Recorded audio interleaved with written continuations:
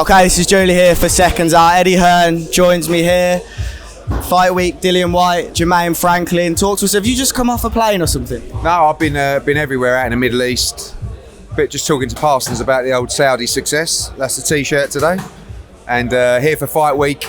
Looking forward to, I think, a fantastic card. I mean, there's so much boxing going on this weekend. Friday night, Saturday night, Sunday night. And looking forward to a really big weekend of boxing. For the career of Dillian Whyte, brilliant fight for Fabio Wardley, of course. Craig Richards in a great fight as well. And Sandy Ryan, Chev Clark, Pat McCormack, etc. So, buzzing. I know everyone here watching is going to be watching the football, the World Cup at the moment as well. How much time have you got to watch it so far? I know you're a busy man. The World Cup? Enough to watch a little bit of England, a little bit of Saudi Arabia. Do you know what? I say I'm not a football fan. I'm a football fan, but not big enough to talk you through all the teams. All I know is I've got Canada in the sweepstake at work. They have absolutely no chance. Oh, you got Canada? Yeah, so no, looking forward to it. And obviously, look, we're doing a lot of work out in the Middle East at the moment, and you see the size of the sporting events that are going there, and this is another major event for them. Bit of controversy, as we've experienced before. But I'll be focused on the boxing over the next couple of weeks. This show, Estrada Chocolatito and Warrington Lopez particularly. Yeah, just to kind of cross over that question, being as that you've obviously received a bit of the criticism, do you feel as if now the World Cup started, it will kind of die down a little bit as you kind of see? No, look, I think it depends how England get on. I mean, obviously a good performance the other night.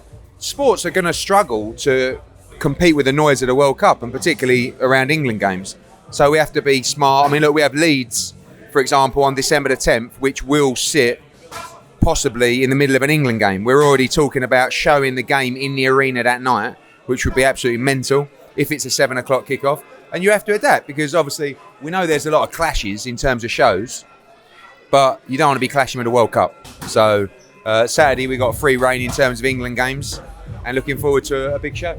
Okay, Dillian Whyte, let's talk about this fight first. I know you've kind of teased the AJ fight afterwards, but what does this fight mean to him?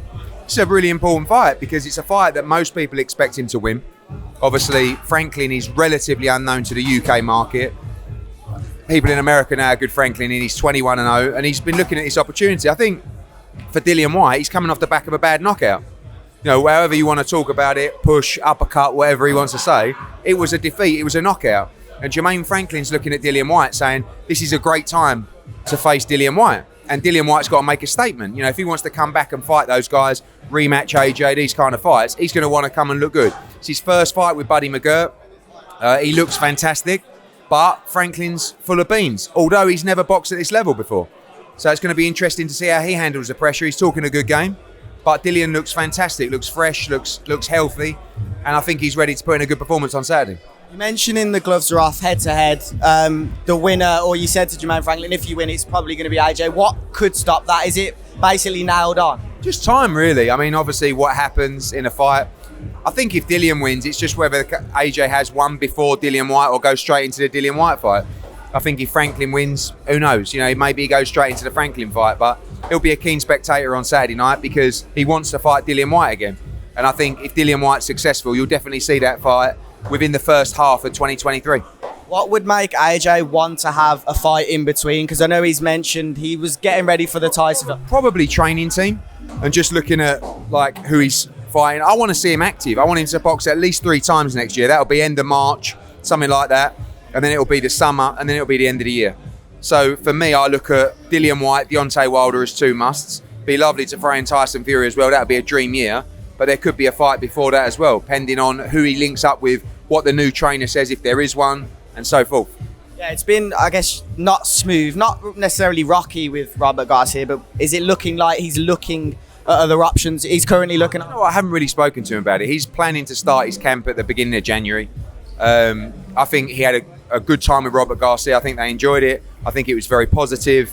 I don't know where they're up to in terms of moving forward with the training team, but I know that he'll be getting that in order because training camp will start at the turn of the year. So he'll be making sure he's ready.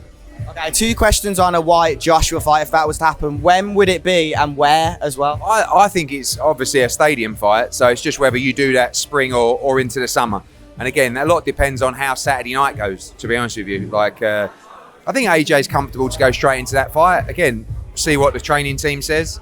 But I would like to do that fight in a big stadium in London. I was going to mention Cardiff because March, April time can sometimes be. If you're going to do March or April, you always run them. I mean, look, but you know, this or not this Saturday, next Saturday, they're outdoors in December. So you know, I think that's risky, but at the same time, for me, it's an obvious stadium fight. Okay, the Fury Chisora pay-per-view price came out yesterday. I'm just wondering what you made of it. I think it was $26.90. Yeah, I see. Look, I think it's obviously they've got bills to pay, but it's a difficult time for pay-per-view because it's a difficult climate. It's a difficult time to sell tickets. If it's difficult time for pay-per-view, it's a difficult time for anything financially at the moment, especially with Christmas coming up. So I think that you know, the fight's not going to knock the socks off the numbers in terms of pay-per-view, but Fury's a big draw. Everybody knows Derek Chisora. $26.95, $24.95 seems to be the number. That's the one they went for. I believe Usyk against Joshua was $26.95 as well.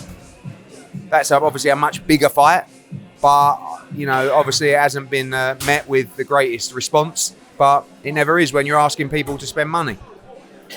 Are you going to buy it? No, I've got a show that night, Estrada Chocolatito in Phoenix. Yeah. But maybe we'll, I don't know. It'll be a bit later on the night. Yeah, but our undercard will be underway. But listen, we're all behind Derek Chisora. Okay, obviously DAZN have announced they're working with Showtime. They're trying to make the Garcia versus Tank fight. What do you make of it? Fantastic news for DAZN. Obviously, that's Floyd Mayweather and Gervonta Davis, both on the DAZN platform. Obviously, this one with Showtime as well. And it's a massive fight. Well done to Stephen Espinoza, Joe Markowski, the two platforms for making it happen. I know they've both got their warm-up fights first, but that's a must-make fight. I feel like that's one of the biggest fights in boxing. So well done to everyone for getting that over the line, and another massive moment for DAZN. Yeah, I was talking about that, and it's been agreed, but I look back at Fury AJ being agreed over the last few years, and it was 3 times, once every year. Do we still think there's like big hurdles before? I don't know where they're up to with the contracts and stuff like that, but it seems like the whole deal is agreed, the broadcast situation's agreed, everything's agreed. I don't know who Ryan Garcia's going to fight. Hopefully they choose Maxie Hughes. We know Tank's fighting. It's a decent fight. He should come through. But, you know, it looks like April, I believe, you're going to see that fight. And it's great news for boxing. I feel like boxing's going to bounce back in 2023 from a few disappointments, because you see a lot of YouTube stuff and stuff like that at the moment. And I think we need to make fights like Ryan Garcia against Gervonta Davis. On the same lines, did you watch the Ricky Hatton fight? What did you think of that? I didn't see the fight, no. But I'm really pleased for Ricky Hatton because, you know, you see really how happy he looks, how healthy he looks, and that motivations come from that opportunity to fight. So, you know, I don't think there's a big future in that kind of stuff, but for Ricky Hatton, he's done a brilliant job to get him back on track mentally and physically, and he looks fantastic. I know everybody in the boxing community is very proud of him. He's a tremendous man, and hopefully he keeps in the gym and keeps working hard. Where are we at with the World Heavyweight title fight being undisputed or vacated? I mean, at the moment, it seems like Filip Hrgović is a mandatory. Daniel Dubois is a mandatory as well. So obviously, they've got to deal with a chronological order of those. We're pushing, obviously, on behalf of Filip Hrgović as our fighter with Kalla. And Daniel Dubois will be pushing for his mandatory. I guess the undisputed fight will happen. But at the same time, you see a lot of belts fragment now, you know, and Filip Hrgović will get his shot, and hopefully very soon. Okay, just last of all, touch on a bit more of the undercard this Saturday night. This Saturday, tremendous card. I mean, you got Whyte Franklin. For me, Fabio Wardley against Nathan Gorman is just a brilliant fight. Like, I love British heavyweight fights. I think they're tremendous. That's a 50-50 fight. Fabio has come up on the blind side. He looks sensational with very little amateur pedigree. Gorman's a very, very good fighter.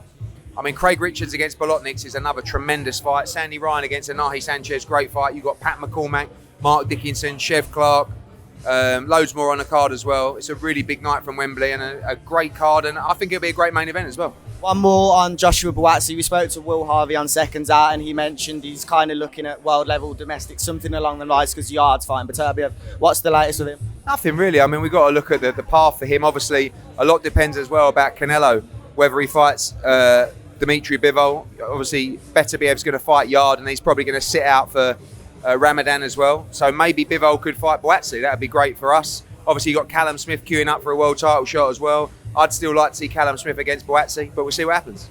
Cheers, Eddie.